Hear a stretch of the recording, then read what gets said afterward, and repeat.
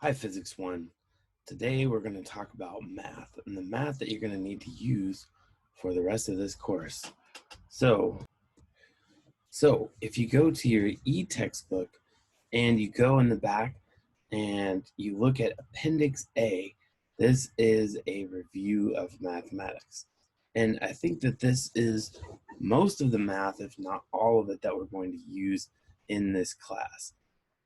So let's take a look at some of these, and we're going to go through all of it, and that way we will cover the math that we're going to use throughout this class. So let's start with the first one. We have up at the top here, it says a minus x is equal to 1 over a of x.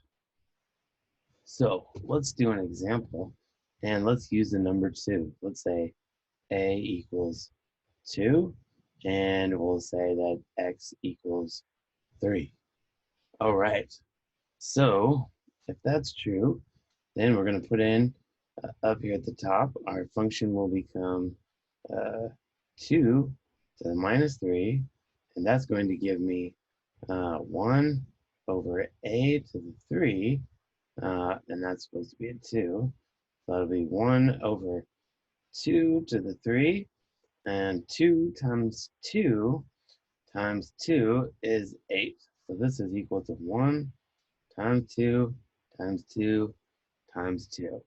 Well, 2 times 2 is 4, times 2 is 8. So this will be 4 times 2, and so that will give me, in the end, 1 over 8.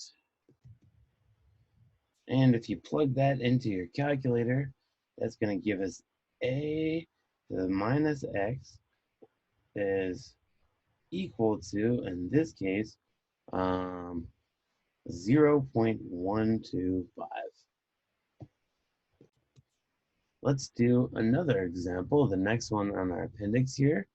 So if you want to follow along with Appendix A with me, I'm going to go through as many examples as I can.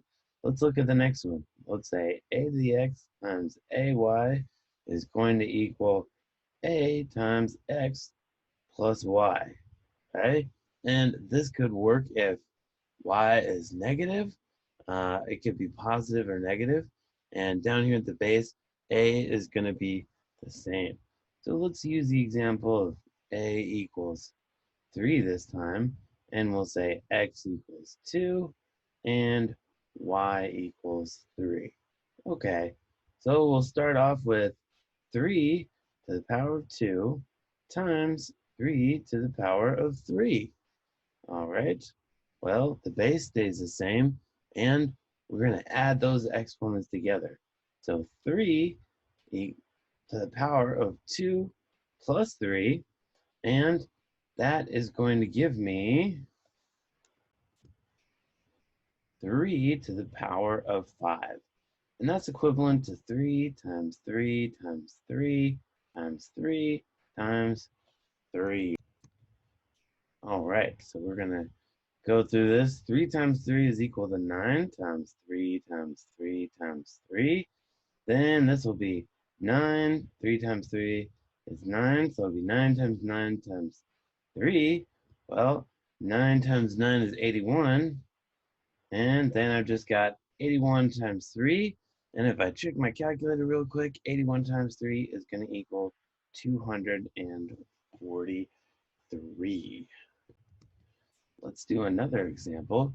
Let's say in this case that a is equal to 5.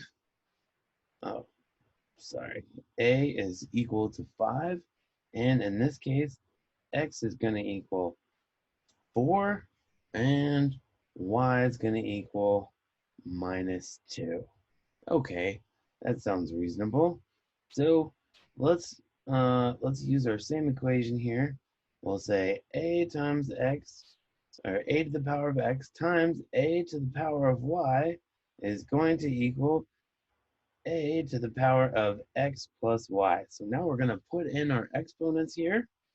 So we'll start off over here. We'll say 5 to the power of 4 times 5 to the power of minus 2 is going to equal a times 4 minus 2. That should be a 5. Okay, so that's going to give me 5 to the power of 2 right there, which is going to be 25. But let's do it another way. So we can say that we have 5 to the power of 4 times 5 to the power of minus 2. Well, this is equal to 5 to the power of 4 divided by 5 to the power of 2. All right. So another way we can do this is we can say that these ones cancel down here, and we have a 2 here, and so that's going to take away this one, and we're just going to have 2 there, and so this will end up with 5 to the power of 2. But let's do it another way. Okay, so we'll say 5 to the power of 4 times 5 to the power of minus 2. We can also write this as 5 times 5 times 5 times 5. All right, so we've got 4 5s up here, and on the bottom we have 5 times 5. We have 2 5s, so that's 5 squared. Okay, so I'm going to cancel 5 here. That one goes away. I'm going to cancel another 5 here. This one goes away. And I just end up with 25. Okay, simple but very important. So we want to understand, we want to make sure we've got that down. So one more important thing is, what if we have a to the power of x, and then this whole thing is going to be to the power of y? What do we do then? Well, it says here in the example that this is actually equal to a to the power of x times y. So let's do an example. Let's make a equal to 3 again, and we will have x equal to 2, and y is going to be equal to we'll say 5. What the heck?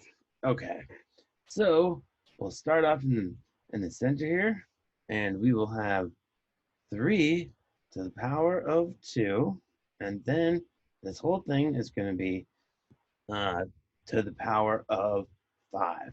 All right, so if we do the inside part first, then we're going to have uh, 3 times 3 to the power of 5. Well, 3 times 3 is equal to 9.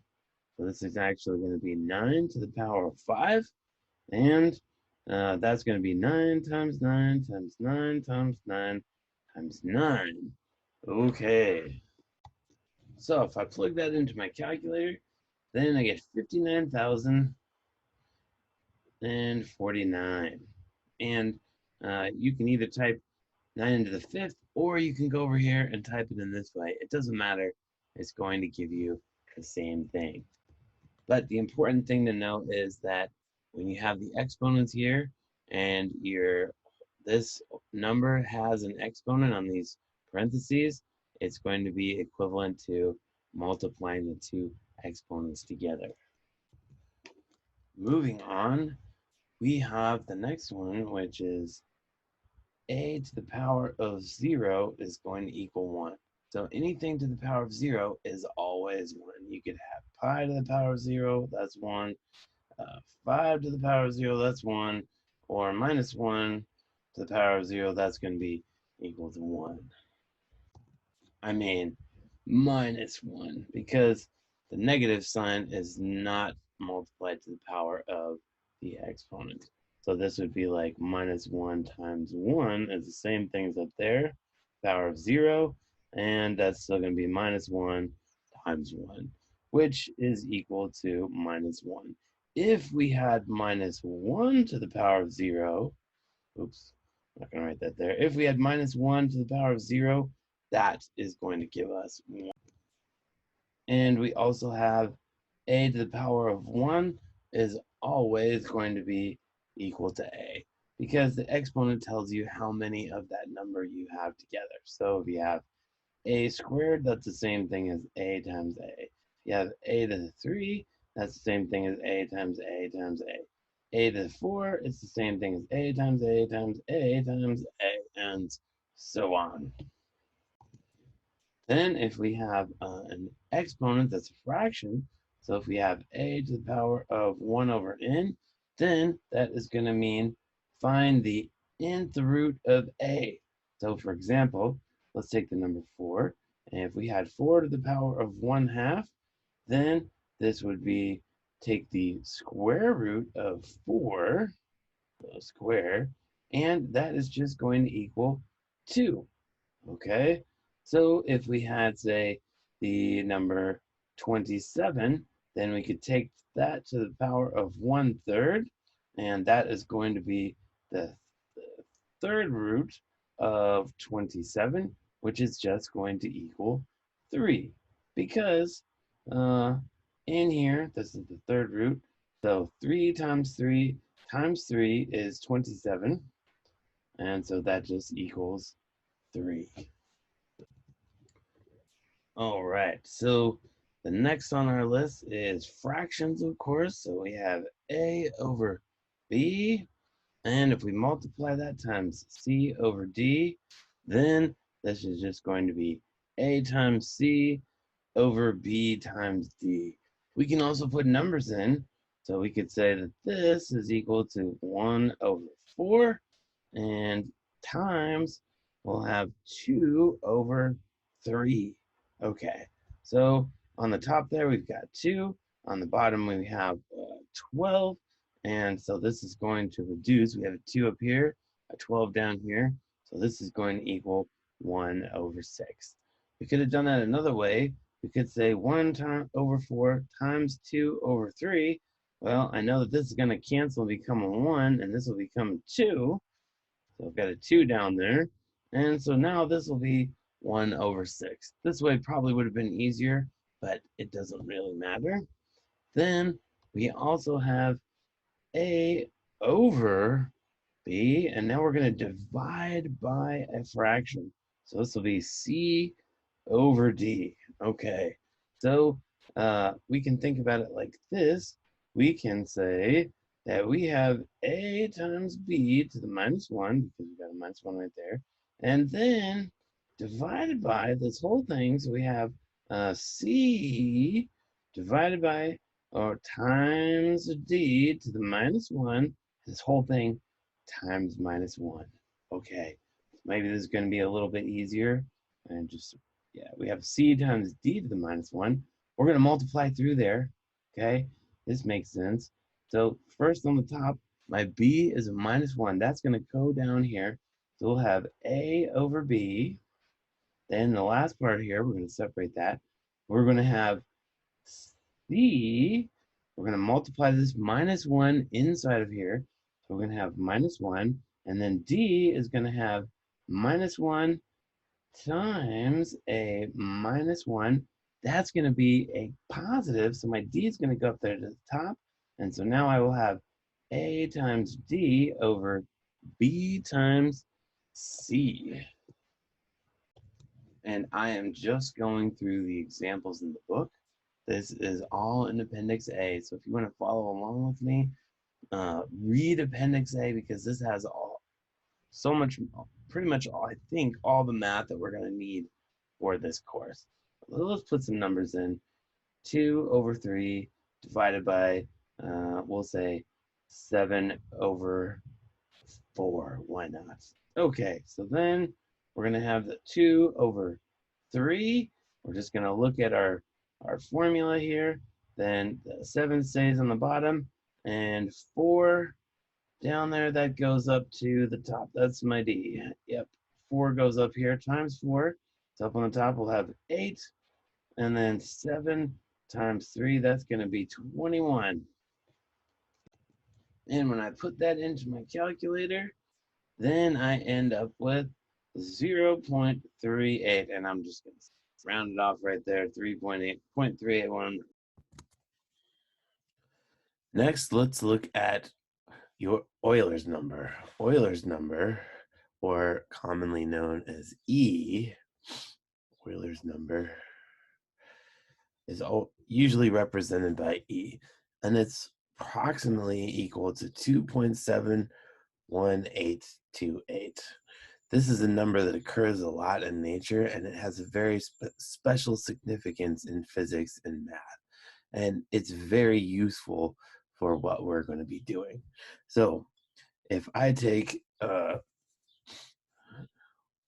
e to the natural log of x, that's going to give me just x. But if I have the number e to the x, then this is equal to a function called the exponential function. Now, if I have e to the x, but I want to get rid of the of Euler's number, if I want to get x out of there, I can take the natural logarithm of e to the x, and that will give me just x. So we can also plot this using your calculator. I'm using Mathematica, but whatever is most convenient will be fine. If I plot my exponential, then it looks something like this. And we see that when we start to get above 8, the numbers get really big. But let's look at what happens at the origin. So closer to the origin, we still get this number, but it starts to get really big really quickly. We put a 5 in there, then it starts to blow up. And we can also just say e to the fifth and see what value that gives us. I'll make this a decimal. And so e to the fifth is 148. And so if I look at my plot here, then that looks about right. So e to the fifth, yep, it's just almost at 150 right there. Okay. Let's take a look at another function. And whenever I'm doing problems, I always like to plot functions in my calculator because I always like to see how that function is going to behave, because these functions tell us the relationships that occur in nature. And so if we want to understand these natural phenomenon that are controlled by these functions, then it's good to plot the function.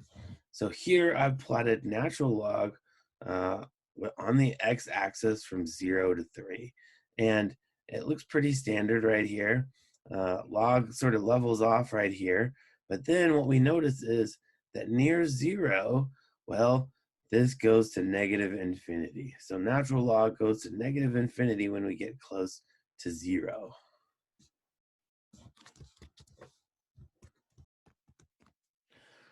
So if we take the natural log of x and put that in the exponent of Euler's number, that just gives us x. We can also take the natural log of e to the x, which also gives us x. There is another property which is important. If we have two numbers multiplied together, then this maps those multiplied numbers into addition, meaning logarithms have this funny property where if you add the log of x plus the log of y, it's the same thing as taking log of x times y. Another property is log of uh, x divided by y is equal to the log of x minus the log of y. So that's an interesting and useful fact about natural logarithms. We can also use logarithms with other bases, such as logarithm base 10. Then this has a similar property where if we take the log of 10x, then this is just going to give us x. Likewise, we can raise log 10 of x have base 10 there, that is just going to give us x. All right, so let's look at a linear equation. Okay, so if we have the formula y equals a times x plus b, this is actually the formula for a line. So if this axis is my y-axis and this is x, then this function will look something like this. Okay, so it's going to have a slope here, and the slope is going to be the rise over the run. And this is just in Appendix A. So this is equal to delta y, which is the rise, over delta x, which we could write those as, make sure I have this in the picture, as y2 minus y1 divided by x2 minus x1. Graphically, what that would mean is we could say that x2 was right here and x1 was right here. This would go up here. And so this position would be y1, and then up here would be y2. Okay, so we can just find the slope of that. That's A, and B is going to be right there. That is our y-intercept. So if b is equal to 0, then the function would go through the origin. So if y is proportional to x, then there's some linear relationship between those two, and it could be described by an equation such as this, right? So x will scale with y, and it will give us a line. So then the relationship y1 over y2 equals x1 over x2 has to be true. We can rearrange this and make this a little bit more understandable, meaning that y1 over x1 has to equal y2 over x2. So this relationship has to be true if they're proportional to one another.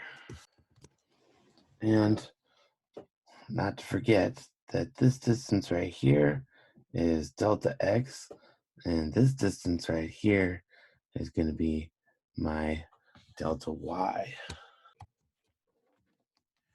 Going back to this equation right here, what this is really saying is that the ratio between x and y is always stays the same. That does not change. And so that means that they're proportional. So as x grows, y grows as well too. But this ratio is always constant. No matter how much x increases, y will still be proportional to it. And so this relationship has to be. Looking at our plot, so if I divide y1 by x1 here, that's going to give me the same ratio as if I divide y2 by x2 over here. And it's also true for anywhere along this line because they're proportional. They're related to each other. Let's take a look at the next important function, which is called the quadratic equation. This is going to be important for solving a lot of problems. So let's go through it. So the quadratic equation is to find solutions for an equation like this. A times x squared plus b times x plus c, a constant, equals 0. A, b, and c are constants, and this has two solutions. All right, so we've got then x will equal minus b plus or minus square root of b squared minus 4ac divided by 2a. Now, this is of course written in Appendix A, but let's actually apply it to one of your homework. So the problem is from Chapter 2, number 48. So the problem reads, a steelhead trout migrate upriver to spawn. Occasionally, they need to leap up small waterfalls to continue their journey. Fortunately, steelhead are remarkable jumpers, capable of leaving the water at a speed of 8 meters per second. Part A, what is the maximum height that a steelhead can jump? Then B, leaving the water vertically at 8 meters per second, a steelhead lands on the top of the waterfall 1.8 meters high. How long is it in the air? Okay, so the problem tells us that the steelhead's initial velocity is 8 meters per second. So VZ is going to equal 8 meters per second. Okay, and we first need to solve for what is the maximum height that this fish can jump out of the water. So in order to do that, we are going to use the equation Vy, or just V equals Vy0 minus GT. We can use this to solve for the maximum height because we know that as the fish jumps through the air, so I'm going to draw my fish here. Here's my fish. I don't know if that's what steelhead looks like. It'll be a happy fish. So as he's flying through the air, we know that when he reaches the maximum height, his y velocity is going to equal 0. He's going to stop here for a minute, and then he'll start to come back down on top of our waterfall. Presumably it's looking something like this, and he must have some x velocity. But here's our waterfall. And he wants to get up here to the top, right at the top here. So when he first starts, Vy is equal to 8 meters per second. When he gets up to the top, that's his maximum, and then Vy is going to equal 0. So we know that at the top of our jump, his V is going to equal 0. So that just gives us this equation. So we will have Vy0 equals 9.8 times t. And we're given our initial velocity, which was 8 meters per second. So then we'll have 8 divided by 9.8. That's going to give us our time. Okay, so if we plug that into our calculator, then we find that t, the time it takes to get to the maximum height, is 0.816 seconds. Okay, so now we know how long it takes to get to the top. Now we're going to have to use the equation y equals y0 plus v0t minus 1/2 g times t squared. Okay, we'll say that y0 is equal to 0 because we'll draw our axis over here. And so y0, when the fish comes out of the water, there's our fish. This is going to equal y0. So apparently, steelhead can jump pretty high, and they have a good velocity when they get out of the water. So those are strong little guys. Okay, so we're going to set y0 equal to 0. That's going to simplify our equation, and we're going to solve for y now. Because now we have our time. This term goes to 0, and we know what v0 is. That's 8 meters per second, so I'm going to plug that in there. That'll be 8 meters per second times our time, 0.816 seconds, minus 1/2 times 9.8 meters per second squared, times our time, which is 0.816 seconds squared.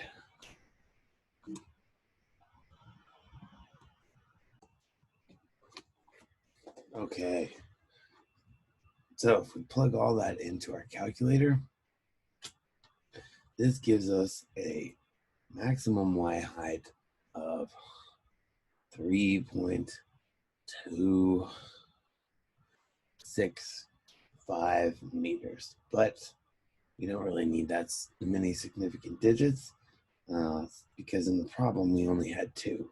So we're going to round this off to 3.3 meters. That's important because we know that the maximum height is 3.3 meters, and that means that that's going to be important for the next part of the problem, because the next part of the problem says that the waterfall, here's our lovely waterfall for our steelhead. The waterfall here is 1.8 meters tall. Now, 3.3 meters, that means these steelheads are almost jumping 10 feet out of the water. Now that is impressive for a fish. And the waterfall here is about 5 feet tall. So our steelhead has to jump out of the water. Draw steelhead, there we go. Always draw the picture. You can, of course, approximate it as a dot, but I mean, why not draw the full fish? So here's our dot approximation. He's going to come up like this. Doesn't really say anything about our x velocity. We're only worrying about y. We'll get to 2D motion later, but he's probably going to come up and he's going to go like this. He's got to get up over the waterfall. So that means he's got to get up here to his maximum, I'm assuming, and he's got to go 3.3 meters, and then he's going to be coming down. Now that's important because on the next part, we're going to have to use the quadratic equation. We only know his height here, his final height, and so we're going to use this expression up here again. Okay, so this time, we're going to use the expression y equals y0, we're using the same expression as before, plus b0 times t minus 1/2 g e squared. Okay, now y0 is again equal to 0, and this time we're solving for the time. That's what the problem is asking for. It says, how long is it in the air? So he's got to go up, and he's got to come back down, and we are going to solve for t. But this time, we are going to use the quadratic equation in order to get this. Well, let's simplify our expression first here. So y0 is going to be equal to 0, and we're going to put our g on the other side over here, and our v is going to move over there. Okay, so we're going to get it in the correct form. So we'll have, and this will be equal to 4.9 times t squared, because g is 9.8, divided by 2. That gives us 4.9. So we'll have 4.9 t squared. Then this is going to be a minus. So we'll have minus, and our initial velocity was 8 meters per second times t plus y equals 0. Okay, so I'm going to write down the quadratic equation right below this guy so we can look at it a little bit better. So we'll have a times x squared plus bx plus c equals 0. And we know that there are 2 solutions to this equation, which are x equals minus b plus or minus, that's where our 2 solutions come in. They're both valid solutions, times b squared minus 4ac. Okay, divided by 2. So looking at our equation here, we see first of all that our variable is not x, t for time, and our first one, a, is going to equal 4.9. So we'll have a equal to 4.9. Then of course b is right here in front of the t, and we've got a negative sign there. So b is going to equal minus 8. And we'll just look at this and we'll say that C here is going to be equal to y. We know what y is. Y is actually equal to 1.8 meters. So then C, this is our final height. Y, that's what we're trying to get to. So C is going to equal 1.8 meters. This will be meters per second, and this will be meters per second squared. This is our acceleration. So g divided by 2. This is our initial velocity, and this is our final height. Okay, so we can put our numbers in here. So we will have x is equal to minus, then we have a -8, so -8 meters per second. And we'll do the plus solution, okay, times b squared. That's going to take care of the negative, so I'll just have 8 squared, which is 64. Then I'll have a minus 4 times a, which is 4.9 meters per second squared, times c. All right, so that will give us 1.8 meters there. And then this one should actually have meters per second squared. Okay, and that's going to be important because we're going to want this to come out as meters per second, and it will because this is meters squared per second squared. So when we take that out of the radical, then it's going to come out in meters per second, and that will give us the correct units in the end. Down here below, I'm going to have 2 times 4.9 meters per second squared. There we go. All right, so up on the top, I'm going to have meters per second. Down on the bottom, I'm going to have meters per second squared. And so that's going to be correct because what we're actually solving for here is the time, not x. I wrote x there, but it's actually the time. And our units are going to come out as seconds. So that's a good thing. That is what we want. All right. So moving the pad up here, and I type this into Mathematica. Okay, so if we look at the Mathematica here, the first solution we have is, so that there's a minus, that's 8. It's going to be 1.36. The second solution would be, if we have a minus sign right here, that's going to give us 0.2.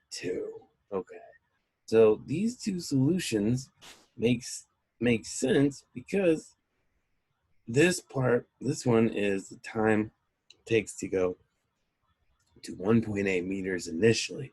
Remember, these things can jump almost to 10, they go to 3.3 meters, we found up here.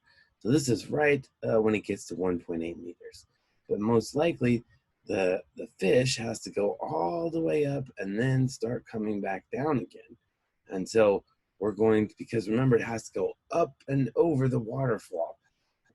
And so this is going to be greater than the time that it took to get to the maximum. So that means it's going to be coming down, right? And we have used the quadratic equation to solve our problem. Okay.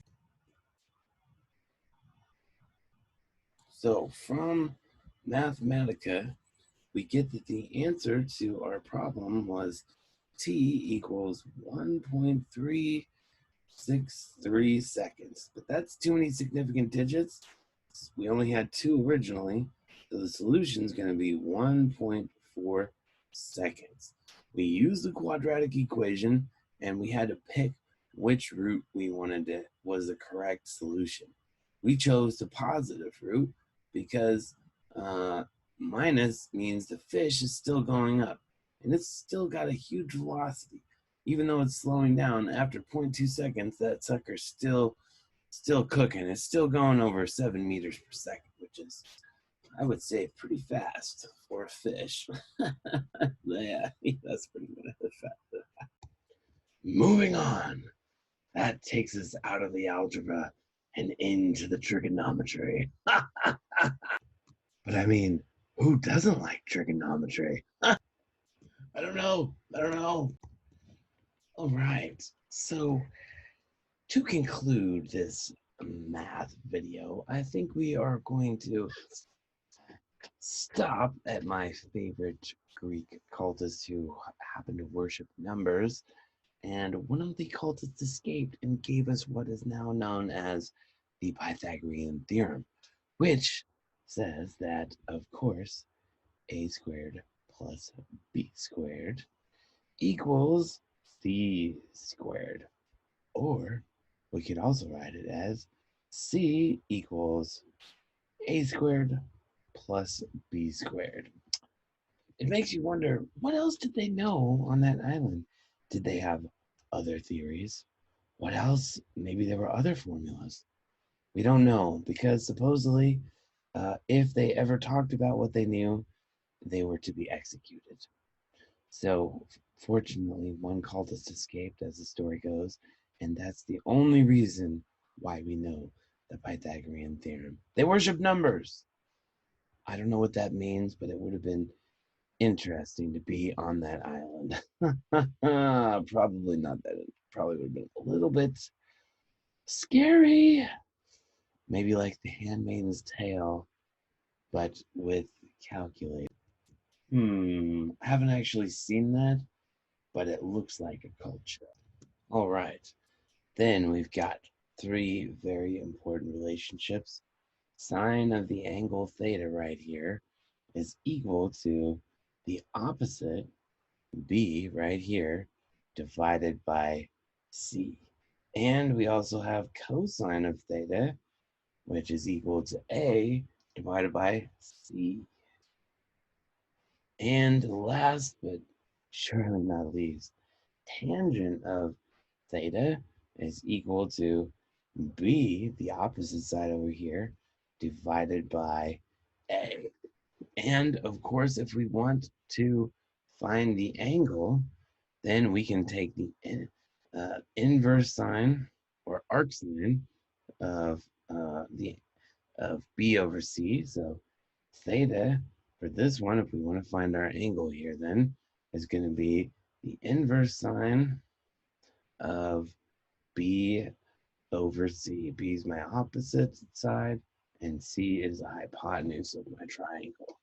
Then, of course, to get theta here, we're going to take the arc cosine or inverse sine of a over c, and of course, theta equals inverse tangent of b over a. Now, another important identity, and this isn't in the back of the book apparently, at least, is that tangent of theta equals sine of theta over cosine of theta. So these are going to be very important relationships that we are going to use throughout the semester.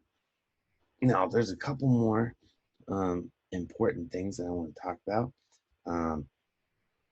And if you are not familiar with these, you should practice how to use them again. Okay, because for vectors, we will often have to find the x, y components, and these identities are going to be extremely useful. Remember, we can always write vectors as a magnitude and an angle. Okay, so let's draw a little vector here.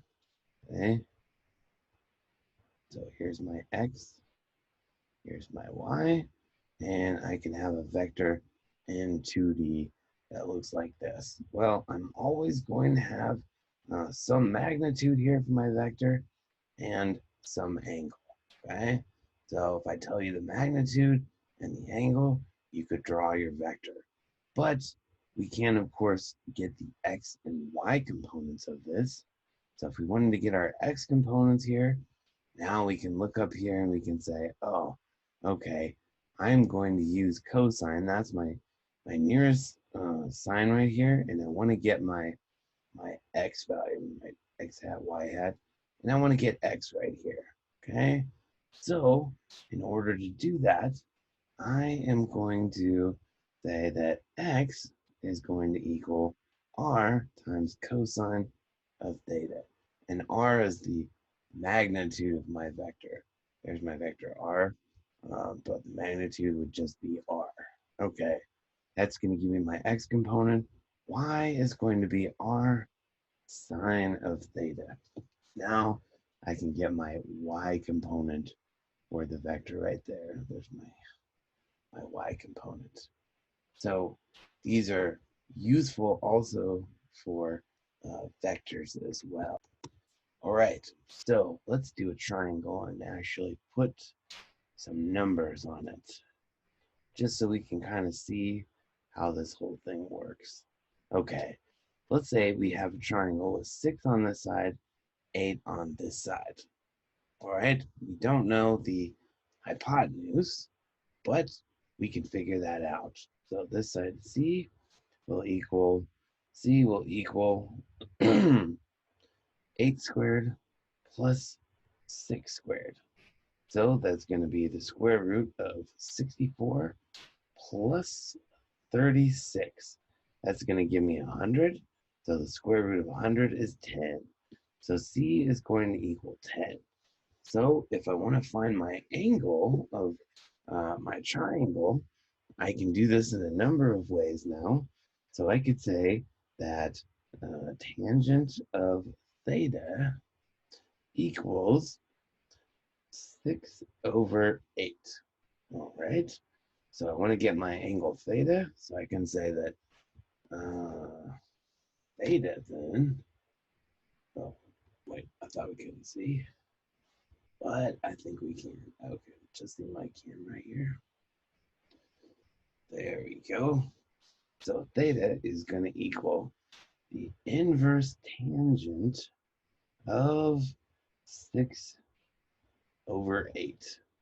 And if we do that, then we get from Mathematica that theta is actually equal to 36.8699, or we'll say 36.9. All right. That is going to be our angle theta right here. So that is our angle theta. So now we have pretty much completely characterized this triangle. And there's a number of ways you can use these to solve a problem, but these are going to be useful throughout the semester. So if you don't remember how to use, if you're a little bit rusty on your trig, please take a look at this and go through it yourself. And Appendix A is extremely useful. And as the semester goes on, if there is any other math, and we will go through it at the time that we need it. And don't forget to ask me questions. I'm always happy to help. So that is it for now. We'll call that our math video part 1, review of algebra and trig. Of course, who can forget the quadratic equation? All right, so have a good night, and I will see you on Tuesday. Thank you. Like and subscribe down below.